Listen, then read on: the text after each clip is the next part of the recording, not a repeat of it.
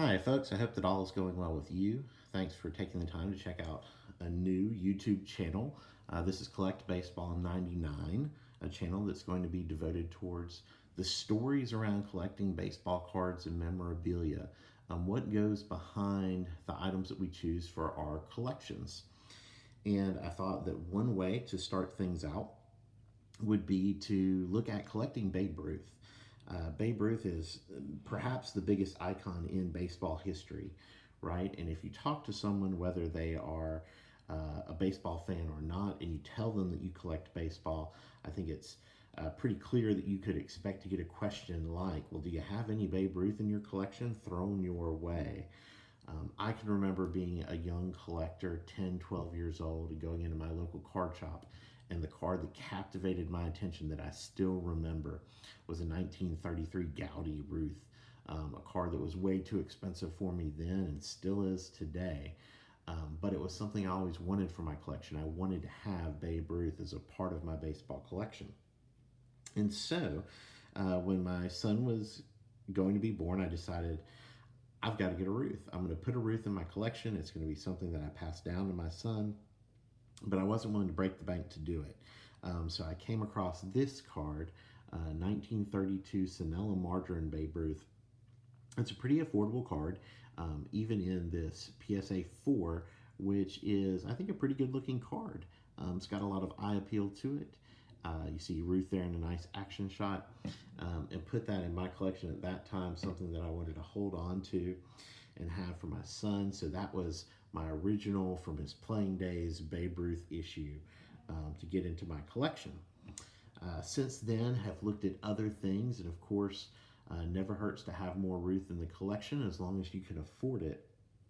So another one of my favorites that I've added over the years is this 1959 Fleer Ted Williams card where Ted meets his idol. So here you have perhaps the two greatest hitters in baseball history. We could argue about that, but you have Williams and Ruth in a shot together. It's a fun shot. And again, the card I think has really nice eye appeal, just a little bit off center, but still is certainly nice enough for me to include in my collection and can be had at a really reasonable price still. Now, Ruth is also, for me, behind what's probably my greatest pack pull in my collecting life. In 2001, I was getting ready to watch the All-Star game. It was an All-Star game that was the last All-Star game for Cal Ripken Jr. and Tony Gwynn, players of whom I was a huge fan. And so I'm getting ready to enjoy the game, and I decided that I was going to open up a brand new product, some 2001 Fleer Red Sox baseball cards. So it was a one and only 2001 release for Fleer to do these Red Sox specific cards. And in one of those boxes, I pulled what is probably my favorite hit to this day, this Babe Ruth bat card from his playing days with the Red Sox. So I probably wouldn't have pulled out the cash to buy it secondhand if I had had to, but pulling it, it became an instant part of my collection and one that I think is going to stay there. It's a difficult card to find. You can find it if you want it badly enough, but it's not something that you're going to see at every table, at every card show.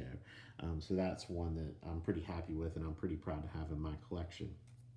But again, you don't have to have a lot of money or a lot of luck to get Ruth into your collection. The card industry makes it pretty easy to get some really nice looking Ruth cards into your collection. For example, this is a 2019 Topps Chrome issue. So Babe Ruth celebrating 150 years of baseball. You could pull that from a pack and probably pick it up at any card show for 50 cents or $1, something like that. Can become an instant part of your collection and a fun way to have, again, probably the biggest icon of the sport featured in what you've put together for yourself. But also along the way, I've tried to do some alternative ways of putting Ruth into my collection, and one of those is to collect baseball photography. So I wanted to share a little bit of that with you as well. This is a fairly recent pickup I have. It is a 1942 photograph, January 1942.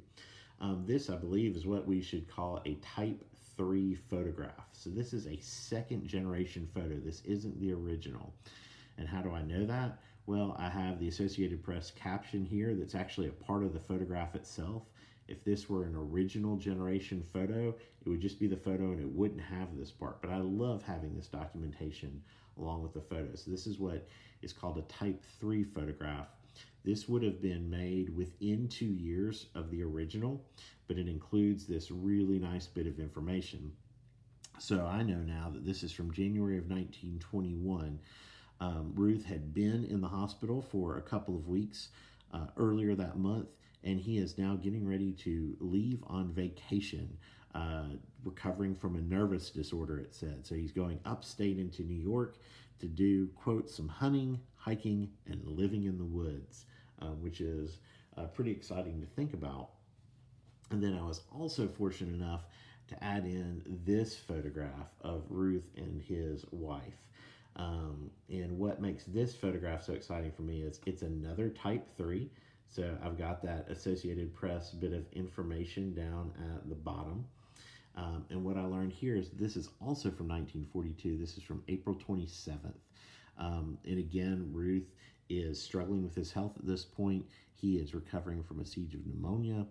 But what I find out is that Ruth is recovering from that pneumonia while making a movie of Lou Gehrig in Hollywood.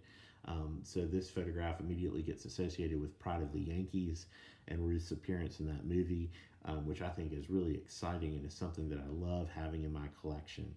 So photography related to baseball is also a way, in an affordable sense, to get great icons like Ruth into our collections in a way that we can manage. Now, if you're like me, again with my son, I wanted him to know about Ruth and see Ruth in my collection.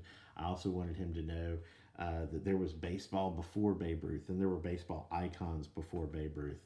So as you'll have noticed in the background, fairly recently I wrote this book leading off, which is about 19th century superstars who shaped professional baseball, people who are now in the Hall of Fame.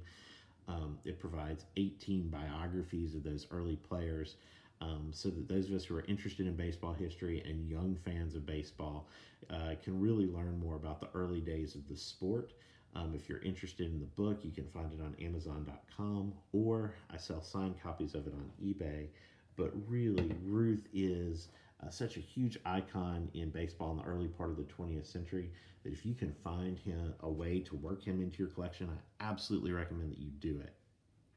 Now, with all that being said, if you have stories about how you implement Ruth or other icons of baseball into your collection, would love for you to share that with us in the comments below, and hope that you will take the time of this video to like, comment, subscribe, and possibly share it with someone else that you know who may be interested.